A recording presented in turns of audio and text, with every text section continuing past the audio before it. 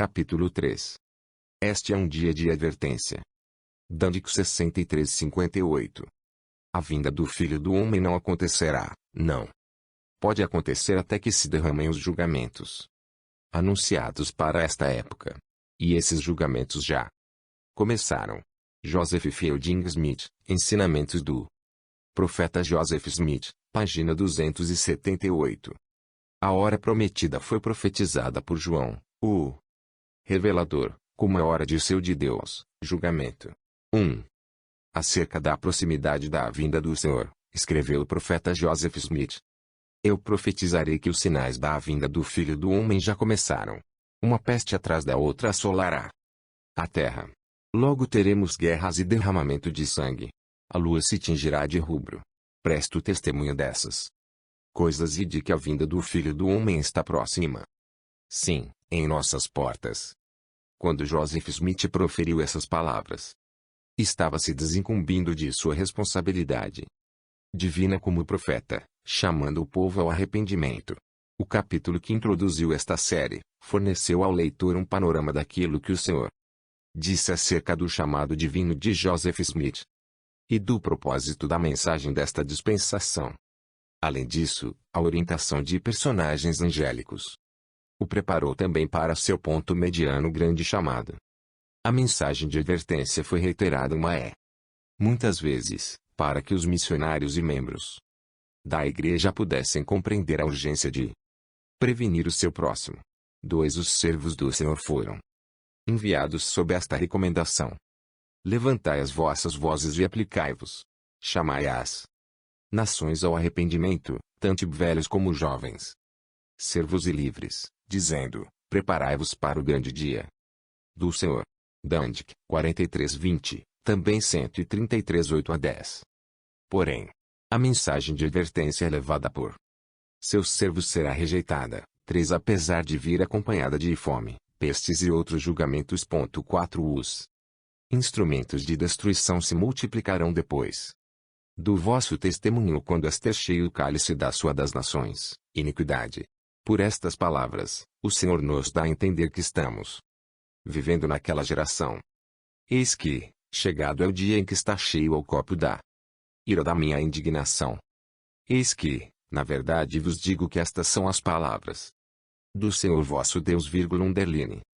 Portanto, tinibalhai, trabalhai na minha vinha pela última vez chamai os habitantes da terra. Pois em julgamento virei à terra no meu próprio devido tempo, e o meu povo será redimido e reinará comigo na terra. Um dos sinais dos últimos dias já logrou demonstrar a divindade do chamamento de Joseph. A guerra como sinal. Smith como um profeta de Deus.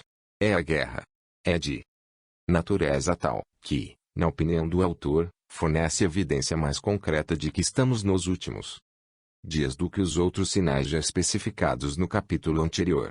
Isto porque, quando existe uma guerra, ponto mediano é conhecida de todos os rumores de guerra mencionados como outro sinal, recebem extensa publicidade. O horror da guerra, e, hoje em dia, a possibilidade de que envolva o planeta inteiro, fizeram disto o assunto número 1 de leitura.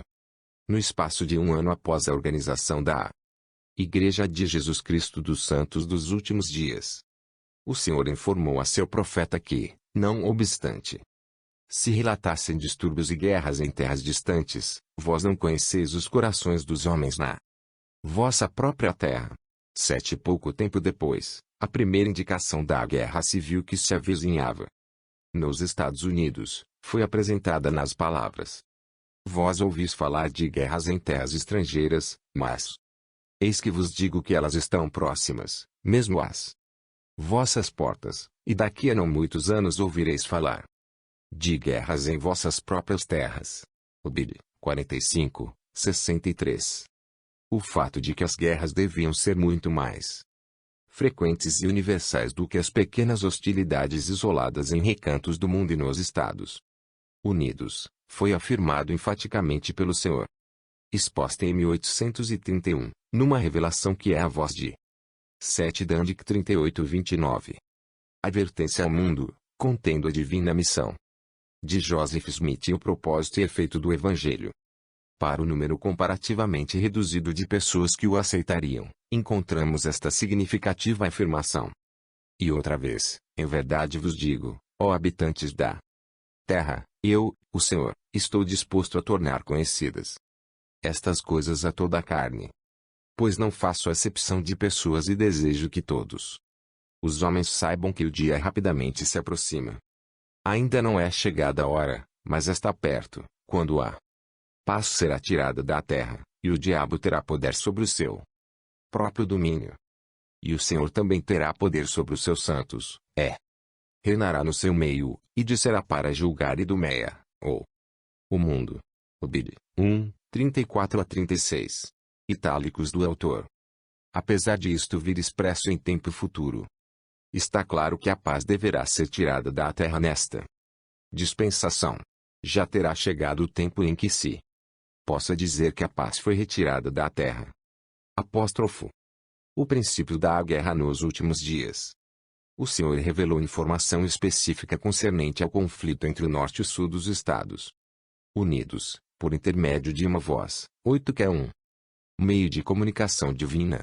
Em 1832, o Senhor revelou que a rebelião da Carolina do Sul seria o início de guerras nos últimos dias. S.A. Mas a revelação não se referia apenas à guerra civil, pois, na verdade, assim diz o Senhor concernente às guerras que logo virão, a começar pela rebelião de Carolina do Sul, que eventualmente terminará com a morte e sofrimento de muitas almas. E tempo virá em que as guerras se esparramarão sobre todas as nações, a começar desse lugar. Bid 87, 1 a 2. Itálicos. Do autor. Historiadores militares indicaram vários fatos relativos à Guerra Civil Norte-Americana que confirmam esta verdade. Em Warthog the Eggs, Lemon 13 escreve que a Guerra Civil Norte-Americana, ao ser avaliada com base em qualquer coisa de zero passado, na Europa, foi astronômica no que se refere a estatísticas. Ela então prossegue, desenvolvendo este aspecto citando fatos. 1. Realizaram-se mais do que 2.000 combates. 2. 149 dessas lutas foram de tal envergadura, que se podem classificar como batalhas. 3. Mais do que 500.000 soldados perderam a vida. 4. O custo da guerra foi astronômico, sendo usados todos os recursos do Sul antes de que este se rendesse ao Norte. Outros escritores, como J.F.C. Fuller, acentua ponto mediano o desenvolvimento de armas e táticas militares na Guerra Civil, que foram usadas em guerras subsequentes. Quando a Grã-Bretanha conclamou outras nações a se defenderem mutuamente da agressão, encontramos, em profecia, uma descrição da Primeira Guerra Mundial, pois então as guerras se derramarão sobre todas as nações. Este é um dia de advertência. Eventos futuros. Preservando a ordem dos eventos, de acordo com o restante desta profecia, pode-se bem acreditar que os acontecimentos ainda são futuros. Isto permitiria, contudo, deixar o cumprimento parcial de alguns desses fatos no ponto mediano passado. Por exemplo, os escravos se levantarão contra seus senhores, os quais serão organizados e disciplinados para a guerra. 10 Como aconteceu com os soldados negros durante a Guerra Civil.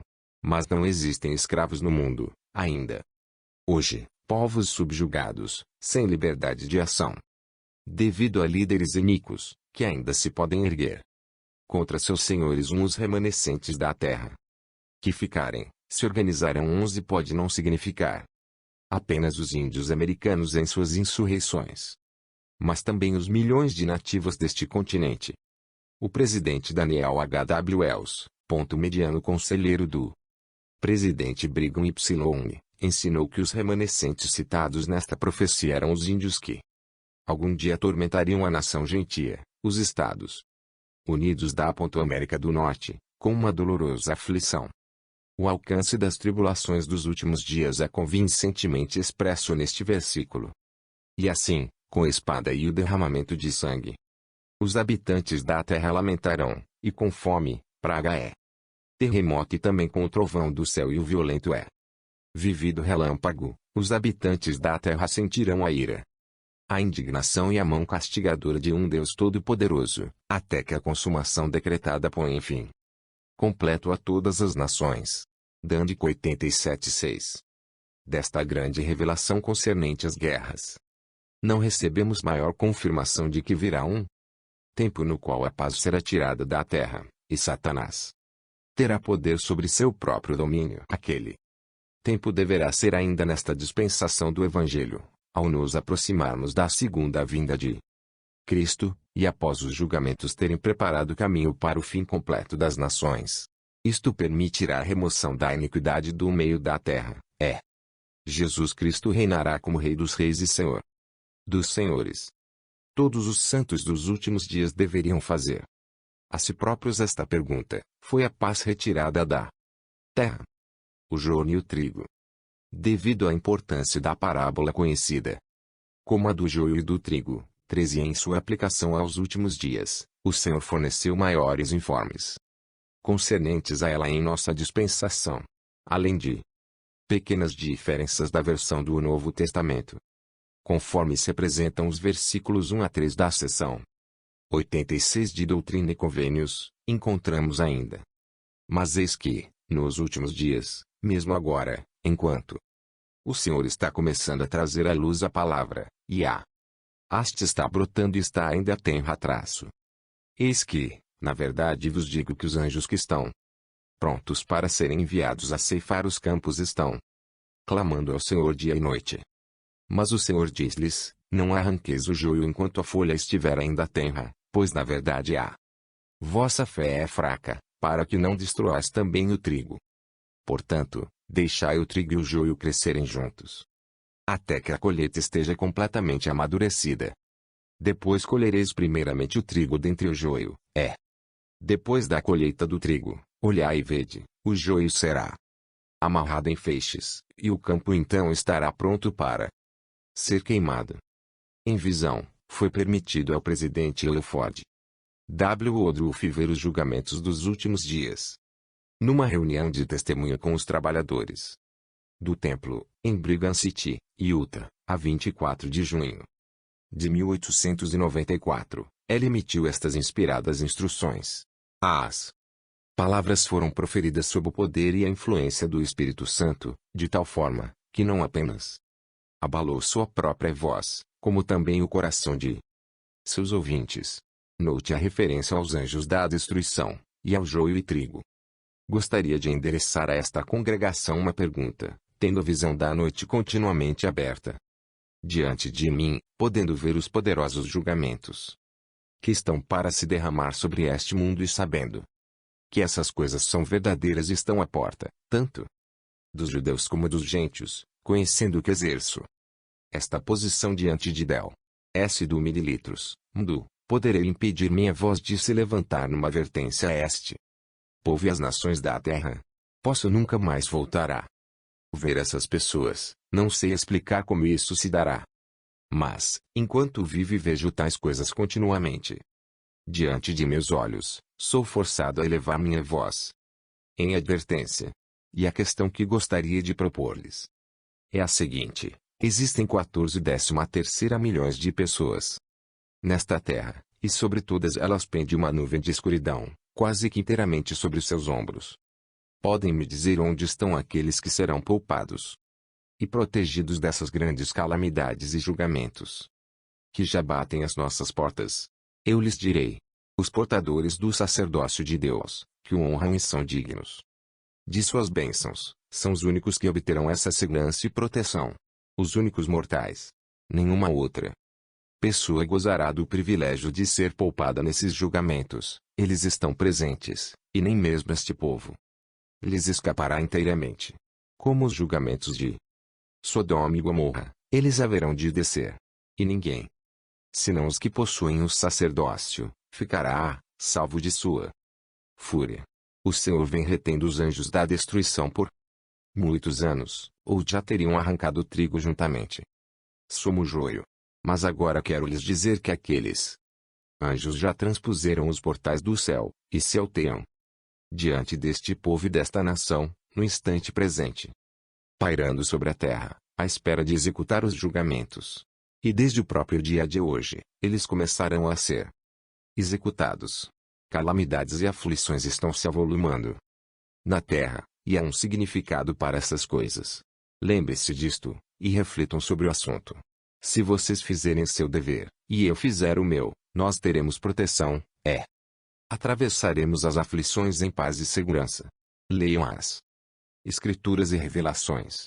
Elas lhes falarão de tudo isso. Grandes transformações estão às nossas portas. Nos próximos 20 anos, presenciaremos poderosas modificações entre as nações da terra. Vocês viverão para ver essas coisas, quer eu viva, quer não. Sinto-me oprimido com o peso de tais coisas, e senti-me forçado a falar delas. Aqui. É pelo poder do Evangelho que nós escaparemos. 13ª obviamente, um erro tipográfico, pois havia na Terra entre 1.400.000.000 e 1.500.000.000 de pessoas em 1890. Este é um dia de advertência. Os aspectos proféticos destas palavras já encontraram cumprimento no fato de que, 20 anos depois, 1914, irrompeu a Primeira Guerra Mundial, com toda a sua fúria, sobre as nações. Área abrangida, assim como a destruição que ocorreu, ao lado das vidas que se perderam, subiram a um total jamais igualado até então na história moderna. Acabaram-se as guerras. Encerraram-se acaso as operações de guerra no mundo, a partir da Primeira Guerra Mundial. Desde 1918 até o início da Segunda Guerra, em 1939. Quando a Alemanha invadiu a Polônia, a agitação não se extinguiu no mundo. Num despacho da Associated Press, relatando os 10 melhores noticiários durante o ano de 1945, foi feito este comentário. Sob o título Novamente as sublevações após guerra, previsão para 1946. Quando o armistício foi assinado, a 11 de novembro de 1918, dando término ao primeiro conflito mundial, a paz voltou a prevalecer por toda parte, com o extermínio de todas as guerras. Um estatístico fez mais tarde uma verificação e concluiu que um conflito ou outro estava em processo em alguma parte deste mundo, e até mesmo uma guerra mundial. A história é muito semelhante hoje. Existem ainda alguns pontos doloridos na Europa. Java está em revolta, a situação da Indochina é obscura. A China está em fermentação, a Índia insatisfeita, e o mundo árabe se atira sobre a Palestina. O quadro é sombrio. A situação de contínua inquietação e escaramuças atingiu de certa forma o povo do mundo durante o período de 1918 a 39. Isto está bem delineado pelo historiador Thomas A. Bailey, da Universidade de Stanford, que, contrastando a guerra que ocorreu em 1914 com a que teve início em 1939, escreveu: por volta de 1939, o mundo estava calejado para uma guerra total. A carnificina em Xangai, de 1932 1937, os massacres da Etiópia em 1936, primeira chacina em Barcelona, durante 1938, condicionaram a opinião pública. A dissolução dos centros civis veio a ser considerada como uma nova evolução na arte da guerra civilizada. Se assim não fosse, o povo americano, revoltado pela humanidade ultrajada, poderia ter entrado no conflito muito antes do que o fez. A magnitude da Segunda Guerra Mundial superou de longe, em área atingida e vidas sacrificadas, a que teve início em 1914. A bomba atômica e outras modernas armas de guerra sobrepujaram com grande vantagem a destrutividade das outras guerras. E quanto às agitações de após a Segunda Guerra Mundial, comentadas nas páginas de jornal, em 1945, terá a guerra cessado? Confiando apenas na memória, cada um de nós poderá responder a esta pergunta pela negativa. Pontos doloridos no mundo inflamaram-se em guerras. E a despeito dos esforços pela paz, 1953, o mundo continua dividido em dois campos, numa preparação para outra e mais destrutiva guerra mundial. A invasão da Coreia do Sul, pela Coreia do Norte, em junho de 1950, sob liderança comunista, e que forçou os Estados Unidos a se embrenharem na guerra, chamou vigorosamente a atenção dos americanos para esse fato. Este é um dia de advertência. Apenas 2 meses antes da Guerra da Coreia, o presidente George Albert Smith, na conferência geral, declarou o seguinte: não se demorará muito até que as calamidades dominem a família humana, a menos que haja um extenso arrependimento. Não se passará muito tempo até que aqueles que estão dispersos sobre a terra morram como moscas, devido ao que está para vir. Relatório da Conferência, 120ª Conferência Anual, abril de 1950, página 169. A paz foi tirada da terra. O Senhor declarou, através de seus profetas modernos, que guerras e outros julgamentos recairiam sobre as nações, que isto estava às portas. Em 1831, ele revelou que a paz seria retirada da terra, nesta dispensação. Desde uns 40 anos, tem havido sempre um conflito ou outro em alguma parte do mundo. Isto inclui as 2 guerras mundiais. Considerando tais coisas, haverá algum santo dos últimos dias que não possa concordar com esta declaração: a paz foi tirada da terra. No próximo capítulo, diremos algo sobre a guerra predita para o futuro. Recompensas por se viver o Evangelho. No capítulo anterior, nossa atenção se prendeu aos sinais dos últimos dias. Isto constitui uma mensagem de advertência ao mundo, de que a forma de escapar a esses julgamentos preditos é o arrependimento. O presidente George Albert Smith advertiu o mundo de que o preço da paz é a retidão. Para os membros da Igreja, os prêmios de viver o Evangelho foram prometidos mais de um século atrás. Mas aprendei que aquele que pratica as obras de justiça receberá a sua recompensa, sim, paz neste mundo e vida eterna no mundo vindouro. Doutrina and Convenios 59:23. O propósito dos sinais dos tempos para os membros da Igreja é auxiliá-los a viver em retidão, para que essas bênçãos possam ser-lhes conferidas. Devemos endereçar a nós mesmos esta pergunta: amaremos a Deus o suficiente para guardar seus mandamentos, até no que diz respeito a estará esperando pelos sinais de sua vinda? Por outro lado, colocamos-nos nós na posição dos antigos membros da Igreja acerca dos quais o Senhor disse que, nos dias de sua paz, consideraram levianamente seus conselhos, e portanto, nos dias de agitação. Mediano ele foi vagaroso em ouvir suas preces.